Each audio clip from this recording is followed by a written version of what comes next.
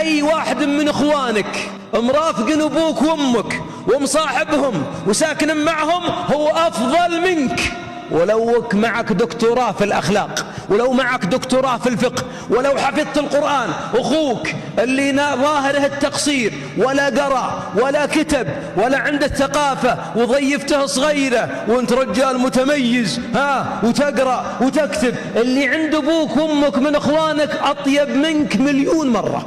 ولذلك بعضنا أحبابي مسكين يعتقد أنه بار. البر أن تجعل ما بقي من عمرك بعد طاعة ربك لأبويك. باختصار، من أحق الناس يا رسول الله بحسن صحبتي؟ من أحق؟ لاحظ، في ناس الحقوق، زوجتي لها حق وعيالي لهم حق والضيف له حق والجار له حق. من أصحب يا رسول الله؟ أحق الناس آخر العمر من أقضيه معه؟ قال أمك. ثم من؟ أمك. ثم من؟ أمك. يا أخوان، 3 طرقات على قلب الابن: أمك أمك أمك، ثم أبوك. أبوك يمكن يلقى غير أمك، وقد يتزوج غير أمك، لكن أمك ما تلقى إلا أنت، ما تريد إلا أنت.